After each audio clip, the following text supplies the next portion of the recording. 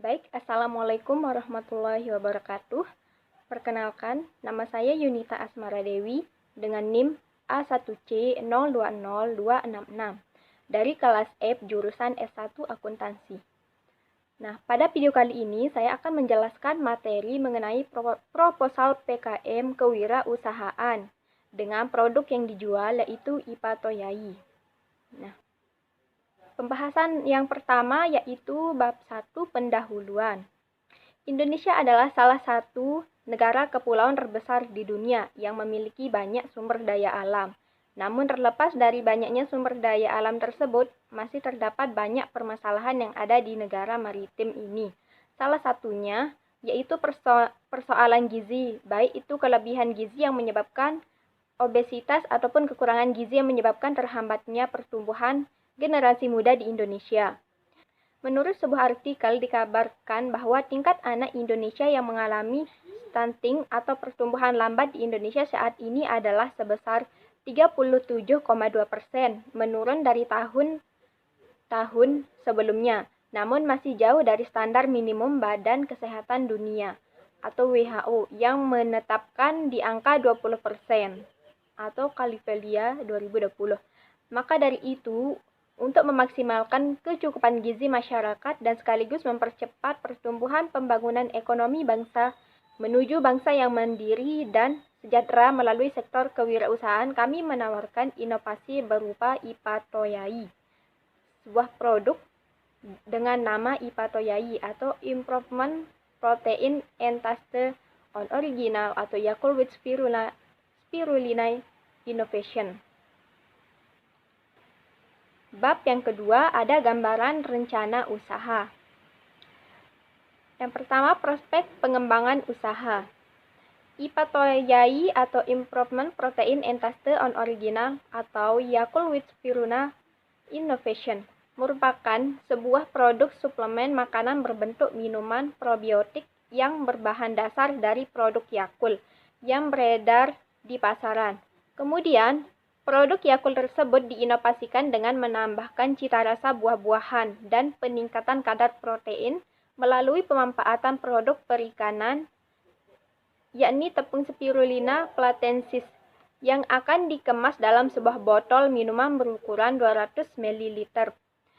IPA Toyai adalah suatu industri kreatif yang bertujuan untuk menginovasikan suplemen makanan atau minuman probiotik dengan produk perikanan berupa spirulina platensis, sehingga akan didapatkan suatu produk minuman yang memiliki daya saing akan produk minuman tidak sehat. Alangkah baiknya kita memilih minuman yang sehat untuk kita, tidak hanya enaknya saja. Selanjutnya yang kedua, yaitu mengenai analisis ekonomi usaha. Ada 4, yang pertama strength, kedua opportunity, yang ketiga weakness, yang keempat threats. Baik, kita akan membahasnya satu-satu. Yang pertama, strength atau kekuatan atau kelebihan. Ada beberapa kekuatan atau kelebihan dari produk ini. Yang pertama, produk minuman probiotik baru yang menginovasikan produk yang sudah ada sebelumnya. Yang kedua, produk minuman probiotik yang memiliki kaya rasa dan sehat. Yang ketiga, harga yang lebih terjangkau atau tidak mahal. Yang keempat, secara tidak langsung dapat meningkatkan kecukupan gizi masyarakat. Yang kelima, bahan baku mudah untuk didapatkan atau tidak langka. Yang keenam, waktu produksi yang cepat dan dapat diproduksi skala massal. Dan yang ketujuh, memberdayakan sumber daya manusia. Yang kedua, weakness atau kelemahan atau kekurangan. Yang pertama, belum diketahuinya kandungan gizi yang lengkap pada produk. Yang kedua, kurangnya minat masyarakat terhadap produk baru.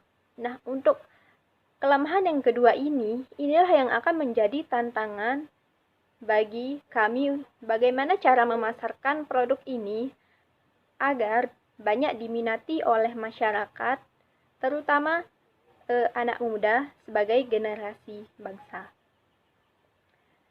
Dan yang ketiga, opportunity atau peluang. Yang pertama, belum adanya produk minuman probiotik yang menginovasikan Yakult sebagai bahan dasar pembuatan minuman. Yang kedua, pemasaran dilakukan secara offline dan online. Nah, untuk secara offline ini, kita bisa menitipkan pada toko-toko seperti supermarket dan lain sebagainya. Untuk secara online, kita menjual melalui media sosial seperti Facebook, WhatsApp, atau Instagram. Dan yang ketiga, semakin tingginya kecintaan masyarakat terhadap produk yang murah. Untuk analisis ekonomi yang keempat, yaitu threats atau ancaman. Ada beberapa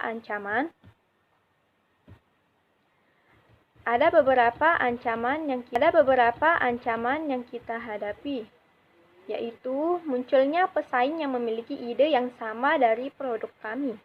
Nah, hal ini tentu saja kita berupaya bagaimana kita bisa melampaui pesaing kita.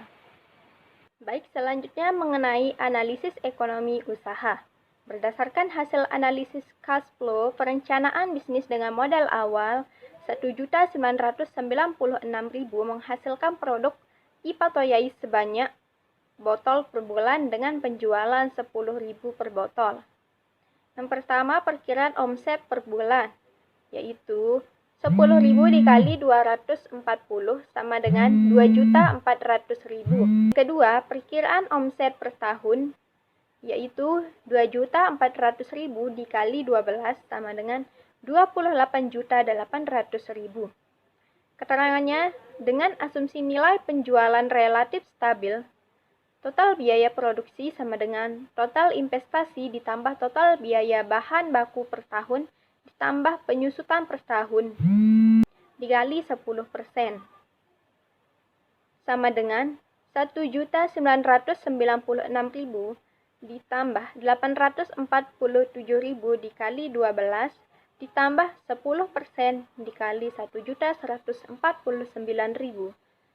Totalnya unit penjualan per tahun sama dengan 240 botol dikali 12 bulan sama dengan 2.880 botol.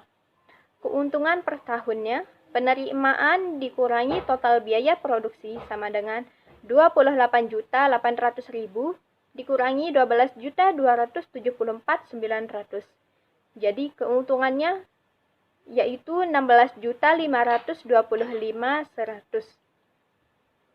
Dengan perkiraan omset per bulan sebesar 2.400.000 dan perkiraan omset per tahun sebesar 28.800.000, maka akan menghasilkan keuntungan sebesar 16.525.100 untuk tahun pertama dengan asumsi semua produk habis terjual. Berdasarkan analisis rate of return, yaitu 8,27% per tahun, dan analisis BEP selama BEP 0,71 tahun, maka rencana kegiatan usaha ini layak untuk dilaksanakan. Selanjutnya, bab yang ketiga, metode pelaksanaan. Dalam mengembangkan industri kreatif minuman probiotik IPA Toyai ini terdapat tahapan produksi dan strategi bisnis serta upaya pemasaran sasaran dalam mencapai tujuan produksi. Yaitu ada produksi minuman probiotik IPA Toyai. Yang pertama ada cara pembuatan Yakult, yang kedua pembuatan minuman, dan yang ketiga pembuatan Nutrijel, dan yang keempat penyajian minuman. Sebelum kita memulai, kita menyiapkan alat dan bahan terlebih dahulu. Bahan-bahan yang digunakan seperti Yakult, susu UHT, susu kental manis, bubuk perasa air, tepung, spirulina, gula pasir, dan buah-buahan. Sedangkan peralatan yang digunakan seperti gelas ukur, sendok, panci, kompor, botol plastik 250 ml, wadah plastik dan cooling box, blender, jar 300 ml, timbangan digital, dan cetakan plastik dan pisau dapur. Yang pertama, cara pembuatan Yakult. Yang pertama, kita menyiapkan bahan dan peralatan untuk proses pembuatan Yakult. Yang kedua, kita merebus susu UHT sebanyak 1 liter sampai mendidih selama 60 detik.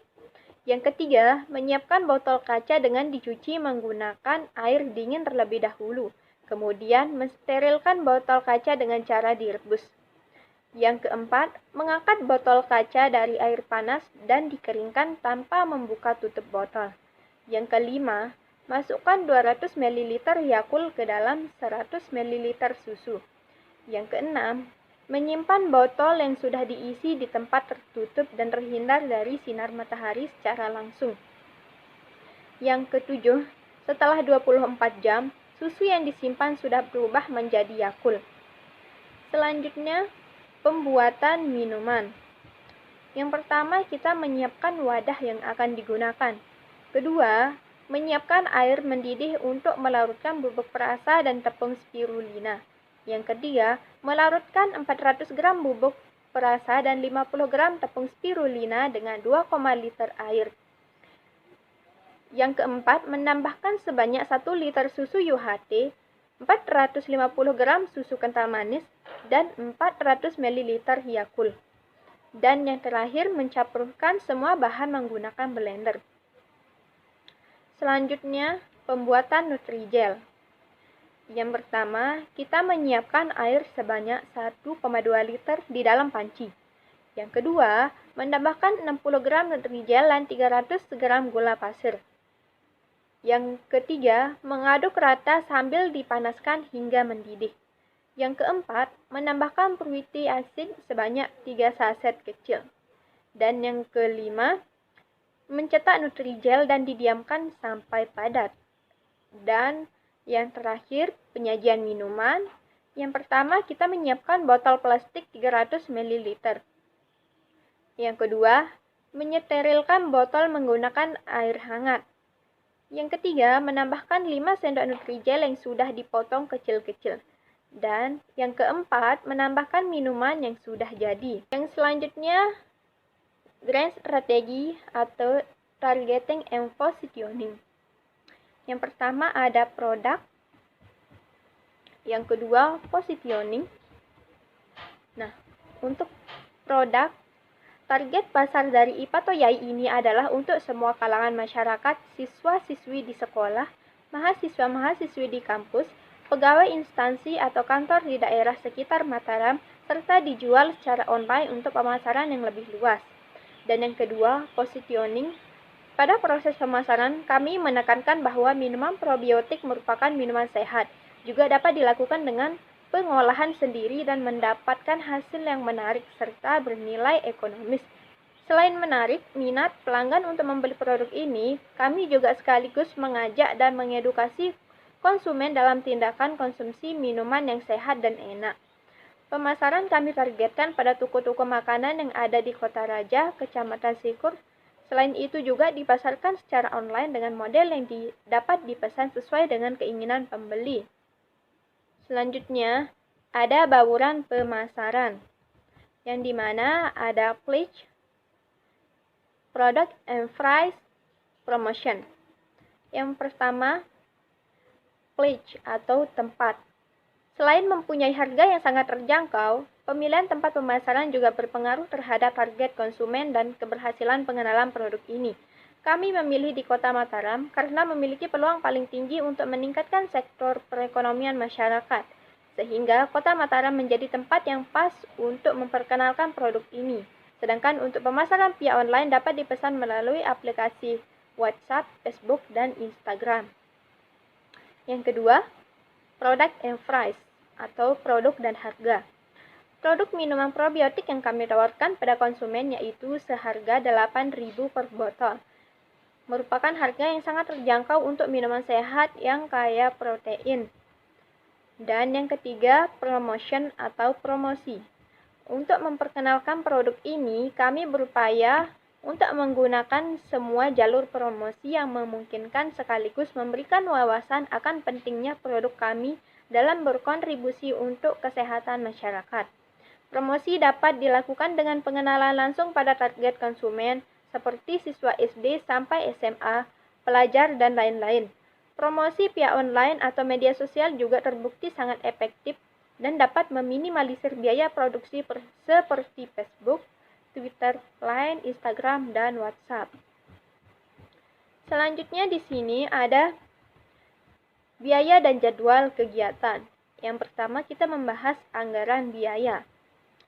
Untuk pengeluarannya itu ada perlengkapan yang diperlukan dengan total biaya 1.149.000, biaya bahan habis pakai dengan total 694.000, biaya perjalanan 120.000, dan biaya lain-lain 33.000, sehingga total semuanya 1.996.000.